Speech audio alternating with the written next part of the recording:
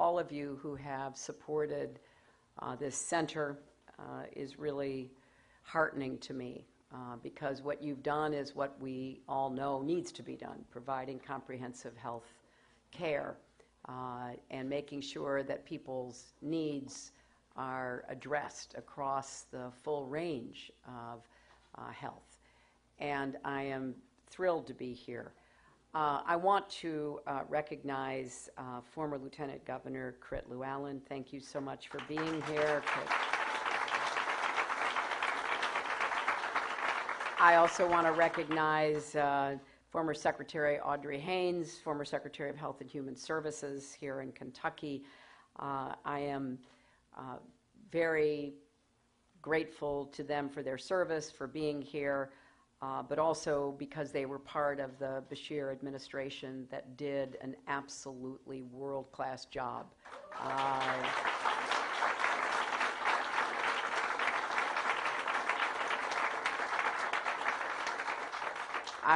I don't suppose you need me to say that Kentucky's expansion of Medicaid, the Connect program, was really held up as the best example of any state's efforts. And I know that it was a real team commitment, the entire administration, plus all in the health field who were working so hard to make it possible for more people in this beautiful state to have the health insurance that they deserved. And I want to thank everyone here at Family Health Centers, which serves thousands and thousands of hardworking Kentucky families. I just met some of the people who work here. I met some of the patients, and they're all just beaming. They're so proud to be associated with such a special place. And I am determined to do what I can to help lift up and celebrate organizations like this. Nothing is more important than helping families, particularly hardworking families who need the kind of support that they get here at the Family Health Centers. And, you know, I was thinking, and several people as I was walking around were asking me about my granddaughter, or they were mentioning that they had met my daughter. And it was just last Sunday that we were celebrating Mother's Day across our country. And a lot of, you know, moms were given homemade cards, maybe breakfast in bed, maybe pictures were taken. I've got a whole drawer of gifts like that. And they'll be treasured forever, but it's also important that we recognize that our country should be celebrating families every single day and doing everything we can to support families, not just with nice words, but with real actions that can help parents, moms and dads, do the vital work of raising their children, which is the most important work any of us ever do. And I've heard from thousands of families who are struggling, who are trying to figure out how to get from paycheck to paycheck. They can't figure out how to pay for childcare and to put some money away for maybe college someday. They're struggling to be there for their kids, trying to succeed at home, succeed at work, and they're finding how difficult that is, how many stresses are part of it. And for some families, it's even greater if they are raising kids with special needs or with chronic illnesses, or they have mental health challenges in their families. And in places that have been devastated by job losses, not far from here, where coal, steel, and rail jobs are disappearing, raising a family becomes even harder. I was with some moms and dads yesterday in Northern Virginia talking about the challenges that they all face, how to balance work and family, and a few brought their children with them. And you know, we were impressed that all these children were so patient and their moms were keeping them occupied and happy. But it was really important to hear from each of them what they think they need to do the job and how they can get more help. These moms and dads are running into the middle class squeeze that many families face. Their relative incomes are the same or lower than they were some years ago, but the cost of everything is higher. So even with two incomes, economic pressures are enormous. And one mom said she's paying $16,000 a year for childcare, which means that there's nothing to put away for college, and they're balancing their budget every week, trying to make sure they've got, you know, the money they need for everything else. Earlier in Lexington today, I met with another group of moms and dads at the Family Care Center near the university, and just about every single one of them said how invaluable it was to have a place where they could come to get help to meet the needs of their kids, including, you know, child care, home visiting programs, medical checkups. That was such a relief, and a lot of them didn't even know that such a program was available until they really needed it and found their way to it. That freed them up to focus on work, knowing that their kids were in safe hands. I hear this across the country because so many families really don't know where to turn. And the parents I've met over the past few days and parents that I've met over the past many years may come from different backgrounds. They may earn different incomes. They're Democrats and Republicans, but they're facing the same challenges, and they desperately want to give their kids a good life, and they are needing help to deal with the pressures because they can't figure out often how to solve all of this on their own. So today, even walking around with Bill, I met, you know, parents just very briefly who come here to this center for all of their medical and health needs. It gives them peace of mind, not just services. And that's just something every parent can understand. Getting that peace of mind. I know what it was like so many years ago trying to balance family and work. When, you know, my daughter would get sick as I was on the way out the door to work, how I would find somebody to help me take care of her because, of course, if she were sick, the babysitter was also sick. And that's the kind of everyday real challenge that families are facing. And I want us to be really focused on what we're going to do to make it easier for families to get ahead and stay ahead. And it's going to be one of the major issues that I'm going to keep talking about because I don't think there is anything more important. I know I was lucky all those years ago that I had backup. And I know a lot of parents are trying as hard as they can. So what can we do to get our economy and our workplaces that were frankly built for a different time when you had a stay-at-home parent, predominantly moms, and one income could support a family, but that's just not the way it is for the vast majority of American families anymore. And so what we've got to figure out is how to move our family policy into the 21st century and to do more to help women and men find meaningful work, to earn a good living, but to take care of their most important responsibilities. So I've been thinking a lot about what we can do. How do we make government policies more efficient? How do we make them more responsive to everything that people have to do to raise their kids and look after the home and be there to earn a living and build a career? Because I don't think we can keep going on like this. We can't keep saying families just have to buckle down and tighten their belts and figure it out. I think belts are about as tight as they can get for the vast majority of families. People are using every single hour of their day, and there's still not enough time to get everything done. And too many parents are lying awake at night trying to figure out how in the world they're going to make it all work.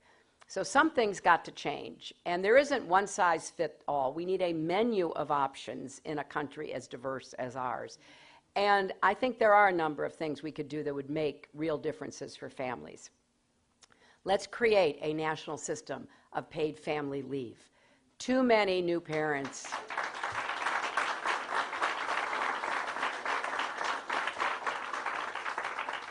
really don't know how to handle the family responsibilities. Too many moms have to go right back to work after their babies are born, or they try to hobble together vacation days and sick days and unpaid leave, short-term disability, anything to get more time with their babies. Many don't even get a paid day off to give birth. I know that's just almost impossible for many people in many workplaces to believe, but it happens to be true. There is no requirement that people get earned sick days, that they get the kind of support that they need. And too many dads and parents of adopted children don't get any paid leave at all. And neither do sons and daughters who are struggling to take care of aging parents. I just don't think this is fair to families, and that we can and should do better. California has had paid leave for a number of years. They, in fact, just expanded it to cover more of the pay needed and to cover more family members, and their economy's doing just fine. You know, the arguments we all hear, like, oh my gosh, we can't do that. We will structure a plan that will be sensitive to small businesses with few employees, but we've got to move with the rest of the world, the advanced economies in the world that provide paid leave programs. I also want to expand home visiting programs nationwide. You know, in some states, nurses, social workers, volunteers who are trained go right into the home, and we heard about a great program in Lexington. They answer questions about nursing or sleep training. They screen for health and developmental benchmarks so problems can be caught early. They emphasize how important it is to talk, read, and sing to your baby to build your baby's brain, which will better prepare your child to succeed in school. Every family deserves that support, no matter where they live. And the testimonials to the home visiting program that I heard in Lexington were just so glowing about what it meant. I brought a home visiting program for toddlers to Arkansas called the Home Instruction Program for Preschool Youngsters, and it really works. It really helps not only prepare kids, you know what else it does? It helps parents, predominantly mothers and grandmothers, if they are caring for children, feel competent and confident in being that educator in the home that every child needs to have. We also have to raise families' income. Start by raising the minimum wage at the national level, which would give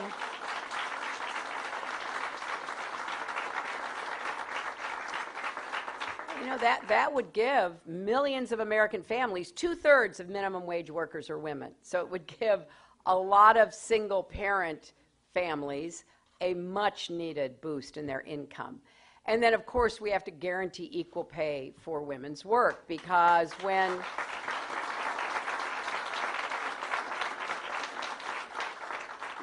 a woman is paid unfairly, that doesn't just shortchange her, it shortchanges the whole family, and it hurts them down the road in the form of lower Social Security contributions and retirement savings. And I want to do more to encourage employers to embrace family-friendly policies. And here's just one example. There are these new sophisticated scheduling software programs that help employers squeeze every last ounce of productivity out of their workforce.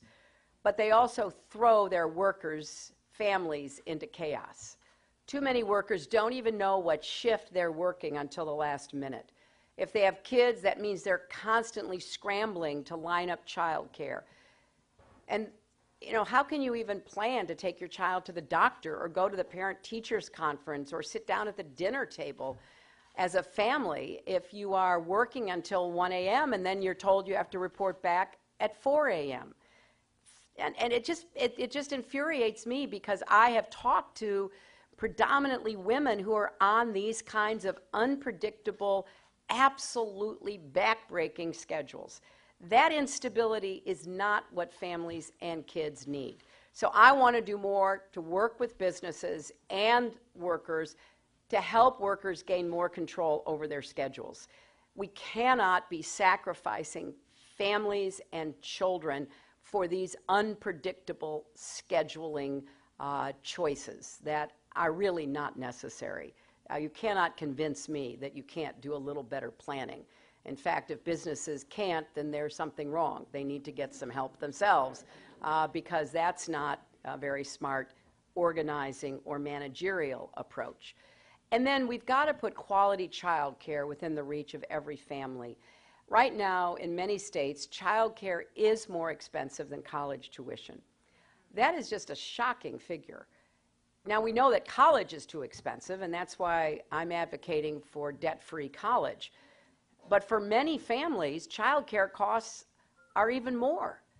And it puts parents in an impossible position. Either they put their kids in a not-so-great place and spend the whole day worried and distracted, or they do whatever it takes to pay for child care, even if it means taking on debt. Or they decide they just can't afford it, so one parent stays home, or they put their child in a setting they're not enthusiastic about. And I've been talking with so many parents that are just caught in this child care bind. And if they leave the workforce, predominantly, again, the mothers, then it makes it harder to get back in the workforce and to get paid what they should have been paid anyway. And for single-parent families, these choices are even more difficult. So I think we've got a lot to do to make quality child care affordable for all working families and to move us toward a much more family-friendly set of policies. I looked it up, and here in Kentucky, 2 parents earning the minimum wage have to spend about 20% of their income on child care. For a single parent, that number goes up to 40%. Now, if we're going to say we are for family values, then we need to value families. And no family should have to pay more than 10% of their income on child care. And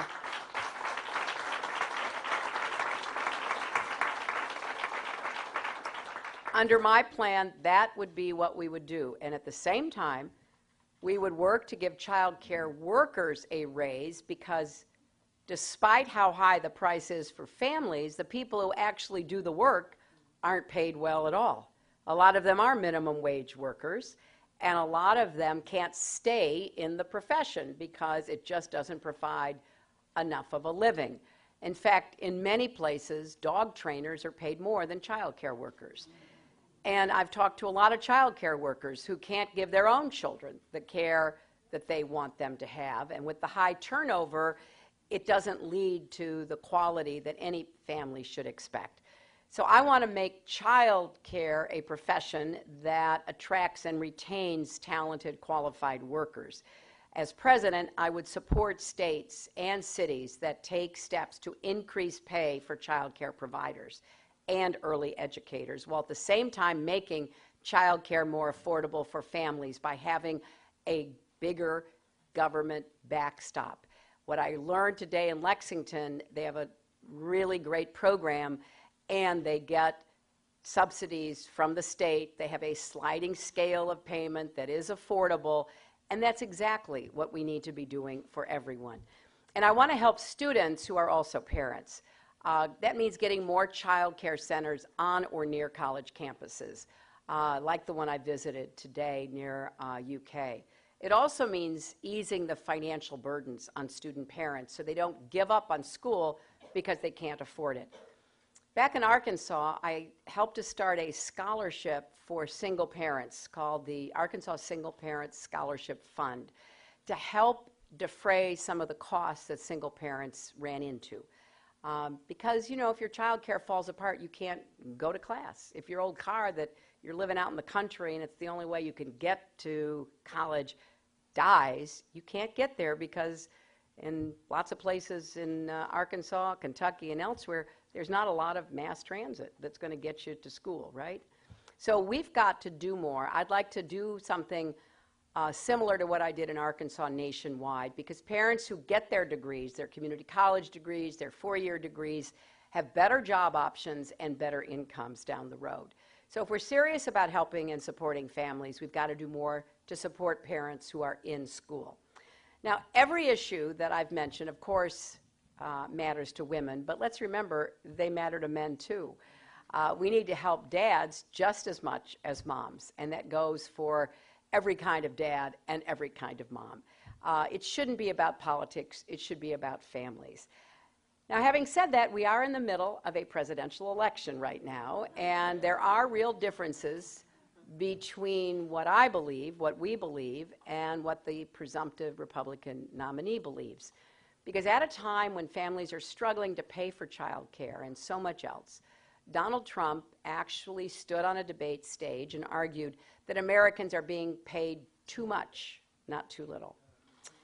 He's even talking about getting rid of the federal minimum wage, leaving it totally to the states, to the mercy of Republican governors who've already cut the minimum wage for state workers. And that's happened right here in Kentucky. And it's troubling to me because if you're going to grow the economy, I think it's kind of obvious you want people to be making money so that they can actually spend it and put it back into the economy. Donald Trump wants to get rid of the Affordable Care Act. Your governor is working hard to undermine what Kentucky has accomplished. So I think with somebody like Donald Trump, you would see a race to the bottom across our country, with working families paying the price. And I don't think that's a risk we can afford. So we have to reject that vision and instead come up with a much more positive one for families and children. I love being here at this center because I can see how patient-oriented and family-oriented you are.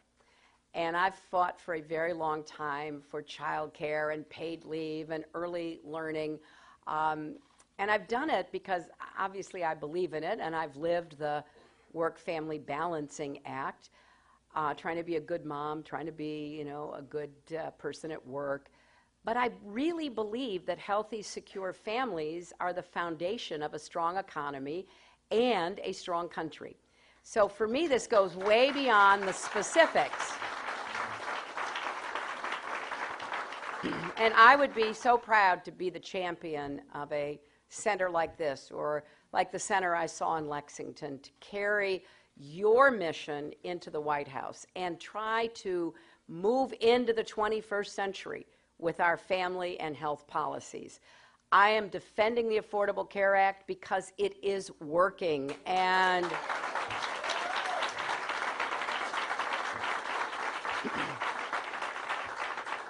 if somebody has a better idea, of course we will listen to it. But Kentucky did a really good job in getting people connected. And I met two people signing up just upstairs a few minutes ago.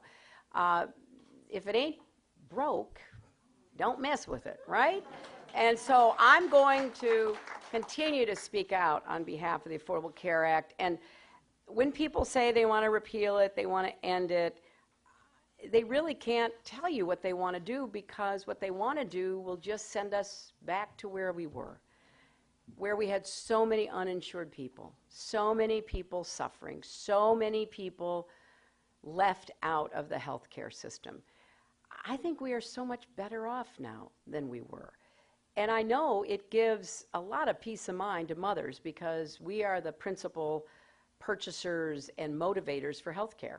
All the studies show that. We're the ones getting the checkups. We're the one urging people in the family, to go to the doctor for X, Y, and Z. So we know that we need a system we can rely on.